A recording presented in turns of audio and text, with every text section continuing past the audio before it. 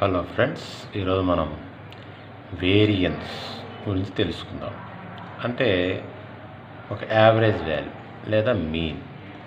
So ఒక set of data ఇచ్చాం అనుకోండి, ఆ డేటా యావరేజ్కి లేదా మీన్కి ఎంత డిస్టెన్స్లో ఉంది అని తెలుసుకోవడమే వేరియన్స్. ఆ డయాగ్రామ్ చూడండి, సెంటర్లో ఫోకస్ అయింది, మళ్ళీ ఎడ్జెస్ ఎంత దూరం ఉన్నాయి.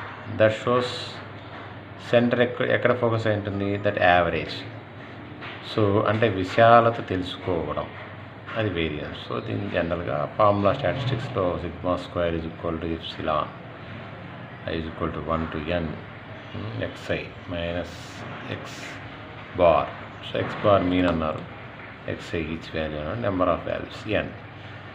సో అంటే ఒక హైట్ ఉందనుకో, ఒక సెట్ ఆఫ్ ఒక క్లాస్ ఉందనుకో, ఆ క్లాస్లో హైట్ జనరల్గా ఇండియన్ యావరేజ్ హైట్ ఎంత ఉండొచ్చు, 5.8 ఉండొచ్చు. అయితే అదే క్లాస్లో 4 ఉండేవాళ్ళు ఉండొచ్చు, 6 ఉండేవాళ్ళు కూడా ఉండొచ్చు. సో అది తెలుసుకోవడం మనకు వేరియన్స్ అంటాం అన్నమాట. Okay, thank you.